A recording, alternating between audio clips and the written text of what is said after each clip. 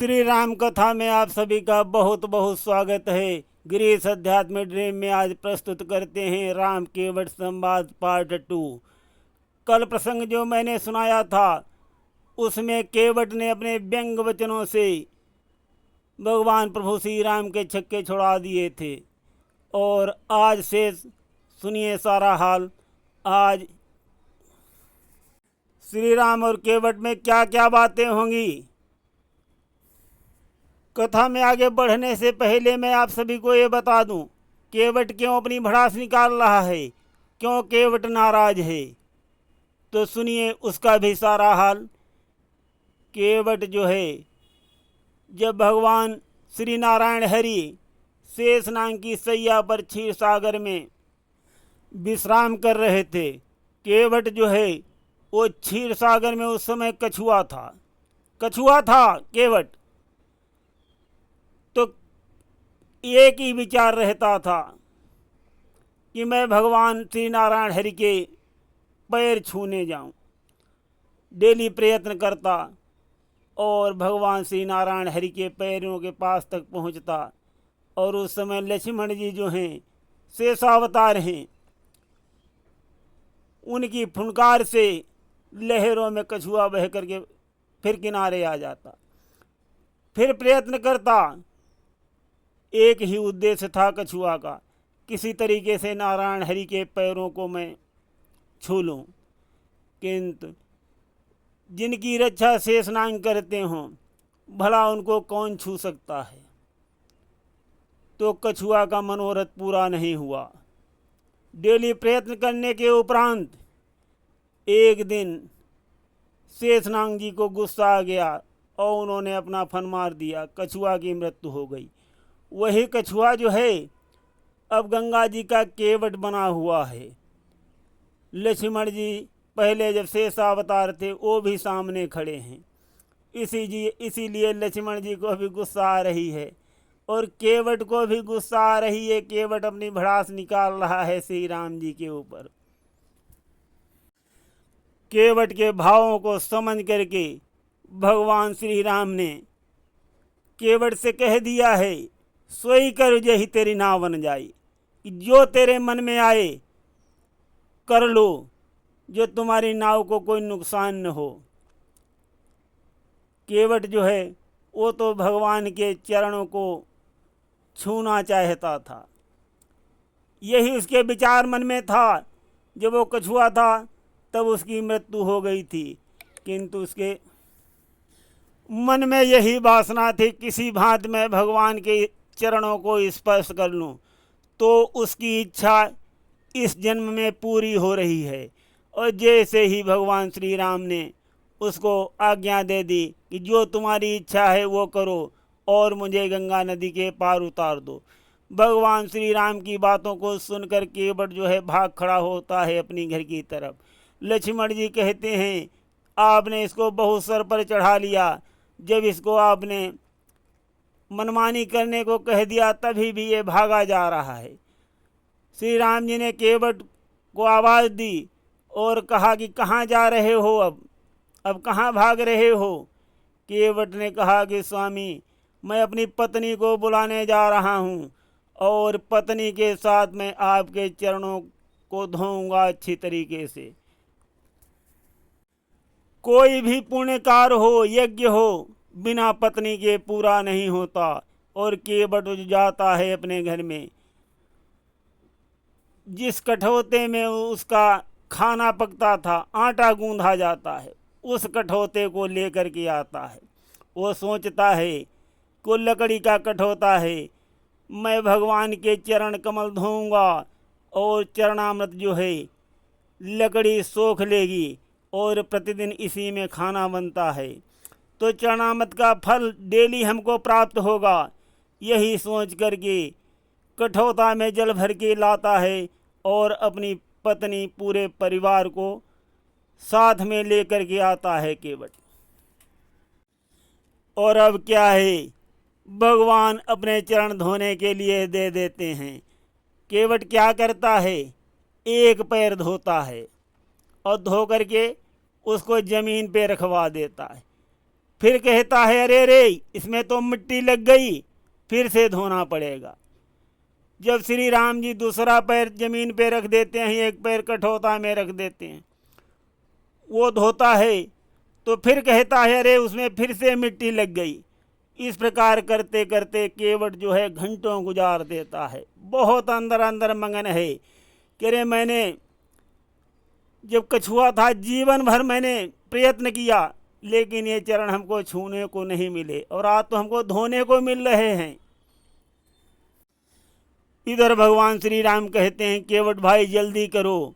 केवट सुनने का नाम ही नहीं ले रहा है, वो ये पैर वो पैर ये पैर वो पैर करके लगातार धो रहा है। भगवान श्री राम कहते हैं केवट ये क्या कर रहे हो नाटक? कह रहा प्रभु मैं नाटक नहीं कर रहा हूँ, नाटक तो आपने किया था, मैं इतना प्रयत्न करता था आपके चरण स्पर्श करने के लिए, और समुद्र की लहरें जैसे ही शेषनाग की फुनकार लगती थी हमको किनारे फिर वापस ले आती थी। मैंने तो बहुत प्रयत्न किया और अब मैं क्या करूं, आपके पैरों में मिट्टी लग जाती है। तो श्री राम जी ने कहा आप एक एक करके धो रहे हो, एक पैर जब जमीन में रखूंगा दूसरा पैर कठौता में तो मिट्टी तो लगेगी ही। कहने लगा कि ऐसा करिए आप उठाए रहिए वो पैर, मत रखिए जमीन पर। तो श्री राम बोले अगर मैं जमीन में पैर नहीं रखूंगा तो मैं गिर नहीं जाऊंगा। केवट बोला कि मेरे सर को पकड़ लो, मेरा सर पकड़े रहना तो गिरोगे नहीं, ऐसे बोल रहा है केवट। श्री राम जी सब केवट की चालाकी समझ रहे हैं कि केवट अंदर अंदर दिल में कैसे आनंद ले रहा है। श्री राम जी क्या करते हैं, उसके सिर पर अपना हाथ रख देते हैं। दोनों हाथ जब रख देते हैं सिर पर उसके, देवता लोग ये देख करके केवट की जय जयकार करते हैं, फूल बरसाते हैं आसमान से। केवट अंदर अंदर बहुत आनंदित हो रहा है।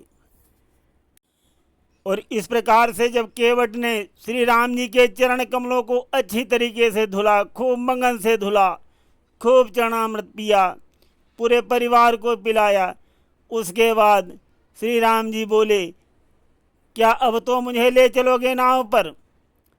तो केवट ने कहा ठीक है अब तो मैं ले ही चलूँगा।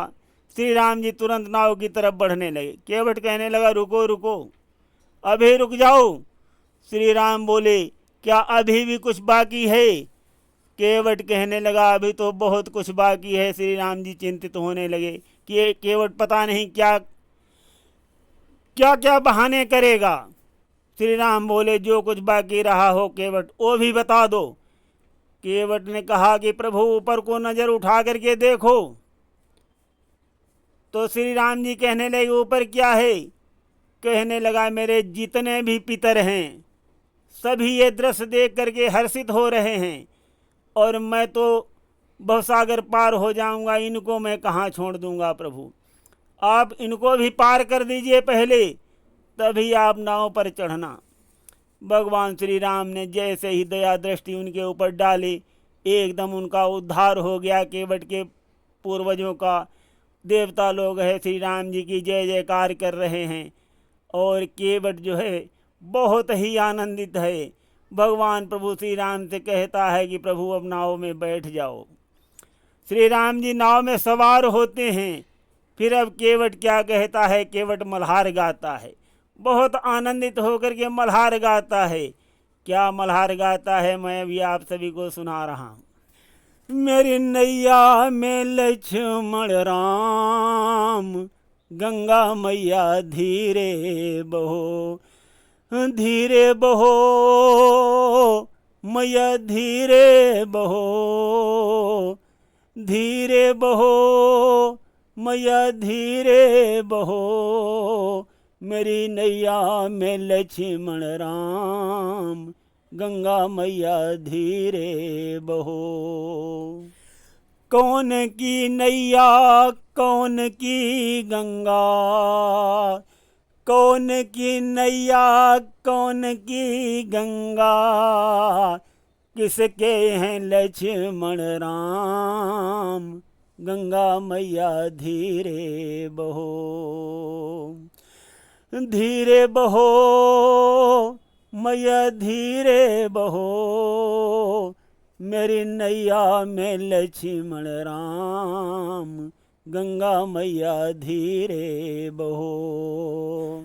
केवट की नैया, केवट की नैया, भगीरथ की गंगा, केवट की नैया, भगीरथ की गंगा, राजा दशरथ के लक्ष्मण राम, गंगा मैया धीरे बहो, धीरे बहो मैया धीरे बहो, मेरी नैया में लक्ष्मण राम, गंगा मैया धीरे बहो।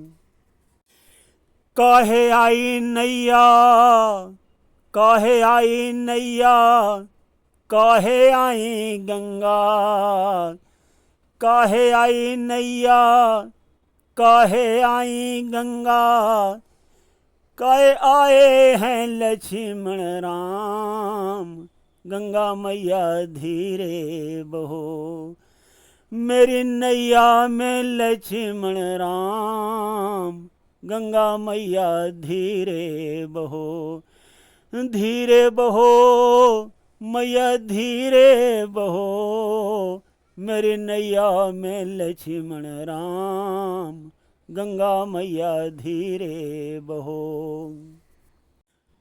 पार करे नैया, पार करे नैया, पाप हरे गंगा, पार करे नैया, पाप हरे गंगा, कष्ट हरे लक्ष्मण राम, गंगा मैया धीरे बहो, मेरी नैया में लक्ष्मण राम, गंगा मैया धीरे बहो, धीरे बहो मैया धीरे बहो, मेरी नैया में लक्ष्मण राम, गंगा मैया धीरे बहो। इस प्रकार से केवट जो है मल्हार गाते हुए उनको चक्कर कटा रहा है गंगा जी में, फिर जाता है जब किनारा थोड़ी दूर रह जाता है फिर वापस लेके आता है। ऐसे 20 चक्कर हो गए, घंटों हो गया। श्री राम जी सोच रहे हैं कि केवट पता नहीं क्या कर रहा है। किनारा जब आता है तब केवट फिर इधर कर देता है, फिर वापस ले आता है। तो श्री राम जी बोले कि केवट जल्दी करो, मुझे देर हो रही है, मुझे तो चक्कर आने लगे। केवट बोला क्या कहा प्रभु चक्कर? श्री राम जी बोले हाँ केवट, मुझे तो चक्कर आने लगे। केवट बोला कि प्रभु जब आप 84 लाख योनियों में भटकाते हो इधर से उधर, तब कितने चक्कर आते हैं वो आपकी समझ में नहीं आता। तो श्री राम जी कहते हैं कि अरे केवट तुम तो हर बात का जवाब दे रहे हो। केवट कहता प्रभु क्या करूं, मैं अनपढ़ हूँ, परंतु समय पर जवाब अगर नहीं दिया समय चूक पुनिका पछताने। आज हमारे पास समय है, इसलिए प्रभु मैं आपको जवाब दे रहा हूँ। इस प्रकार से केवट परम आनंदित होकर के अपने पितरों को पार करके प्रभु को पार ले जाता है, उतार देता है गंगा के पार। और जब श्री राम जी लक्ष्मण सहित सीता सहित नाव से उतर आते हैं तब केवट को उतराई देने लगते हैं।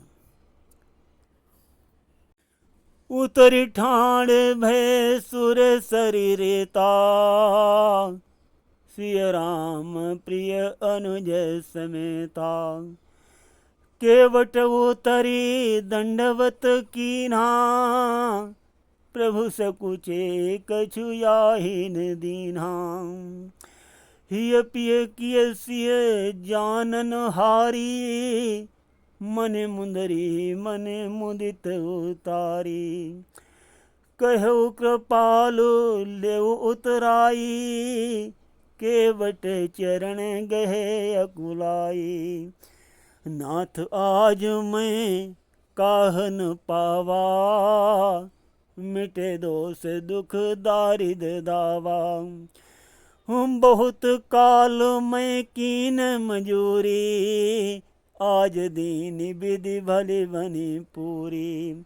अब कुछ नाथन चाहिए मोरे, दीन दयाल अनुग्रह तोरे।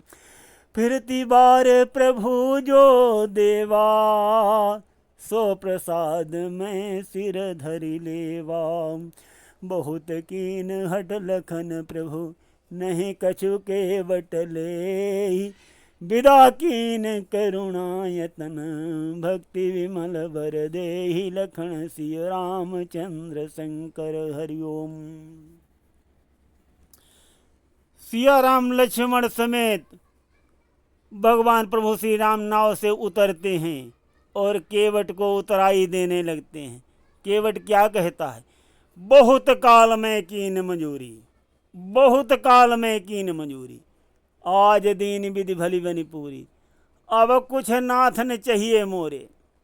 केवट कहता है कि हे प्रभु, मैंने बहुत कालों तक जो प्रयत्न किया था, वो प्रयत्न मेरा सफल नहीं हुआ था। मेरा जीवन चला गया था और मैंने आपके चरणों को स्पर्श नहीं कर पाया था। आज दीन विधि भली बनी पूरी, आपने आज मेरी सारी मनोकामनाएं पूरी कर दी हैं। अब प्रभु मुझे कुछ नहीं चाहिए। फिरती बार प्रभु जो देवा, सो प्रसाद। केवट कह रहा है कि ऋण बाकी कर दूं, सोच रहा है जब ऋण रहेगा तो ये जब वापस आएंगे तब भी हमारे घाट से होकर ही जाएंगे। फिर केवट कहता है कि आप मेरी बिरादरी के हो, आप मल्लाह हो और मैं भी मल्लाह हूँ। लक्ष्मण जी को ये बात बुरी लगती है। लक्ष्मण जी कहते हैं कि प्रभु, आपने इसको बहुत सिर पर चढ़ाया है, देखो ये कह रहा है, भाई बना रहा है हमको। भगवान प्रभु श्री राम मुस्कुराते हैं लक्ष्मण जी से, कहते ठीक ही कह रहा है। केवट कह देता है फिर कि मुझे आप भवसागर के आप मल्लाह हैं और मैं गंगा तट का मांझी हूँ, हम दोनों मांझी ही हैं। मैंने आपको यहाँ उतार दिया प्रभु, आप मुझे वहाँ उतार देना, वहीं उतराई दे देना। इस प्रकार से बहुत मनोहर और मधुर संवाद होता है श्री राम और केवट का। उसके बाद में केवट को विदा कर देते हैं। तो मांगिए नावन केवट आना, कहा ही तुम्हार मरम में जाना। साथियों, ये प्रसंग यहाँ पर पूरा होता है। सुनते रहिए गिरीश आध्यात्मिक ड्रीम में। धन्यवाद। प्रेम भरे आदर भरे भाव भरे सुन बैन, करुणा निधि सच मुच हुए उस क्षण करुणा ऐन। पुलकायमान था रोम रोम, होठों पर मंद हसन भी थी। जानकी लखन की ओर निरख, कुछ भेद भरे चितवन भी थी।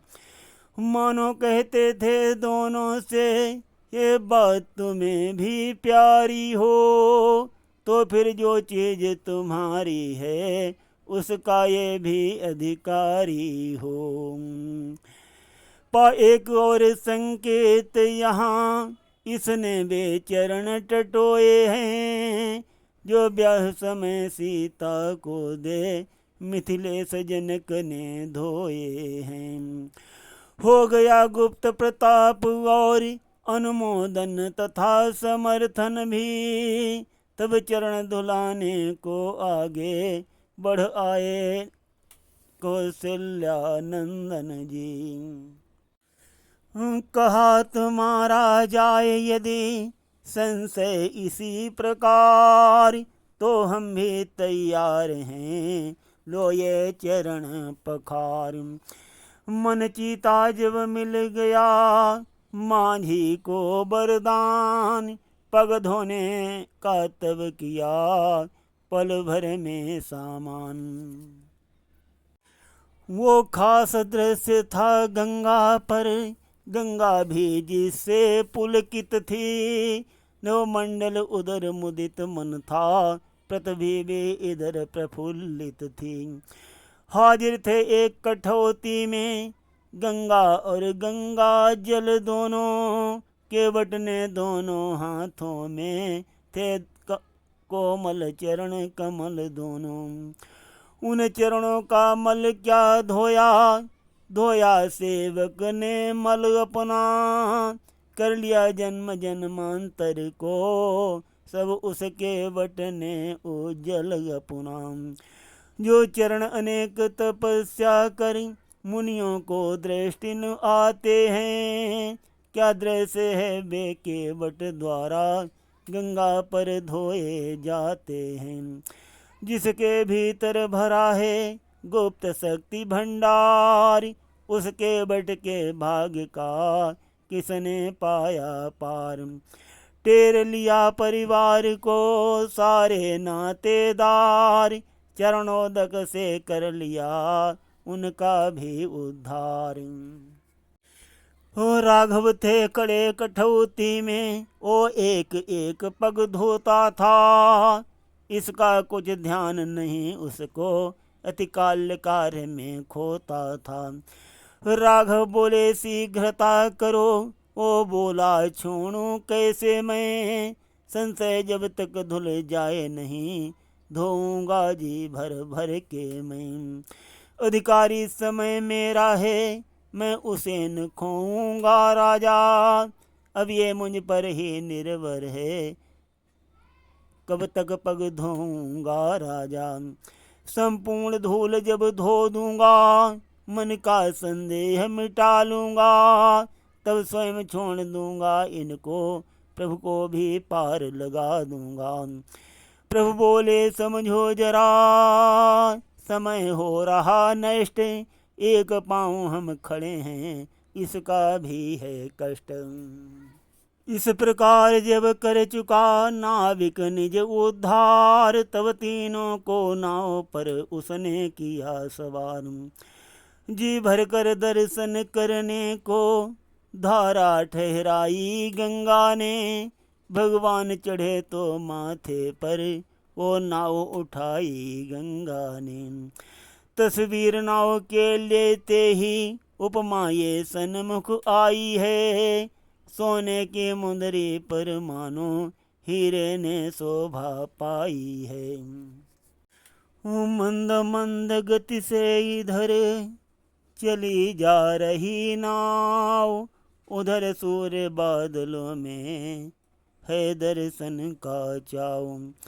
सूरज ने कहा बादलों से इस छवि को हमें निरखने दो, क्यों तुम आ गए बीच में हो, हट जाओ दर्शन करने दो। इस प्रकार से साथियों श्री राम के वट संवाद भाग 2 को मैं यहीं पर विश्राम देता हूँ। ऐसे तो हरि की लीला का कोई अंत नहीं है, कथाओं का कोई अंत नहीं है। हरि अनंत हरि कथा अनंता, कहाँ सुनई बहुविधि श्रुति संता। तो साथियों मांगी नावन के वट आना, ये मैंने 2 प्रसंगों में सुनाया है। कल मैंने भाग 1 सुनाया था और आज मैं भाग 2 सुना रहा हूँ। दोनों भागों को बड़े प्यार से सुनना, बहुत ही कल्याणकारी और आनंददायक हैं। सुनते रहिए गिरीश अध्यात्म ड्रीम में। धन्यवाद।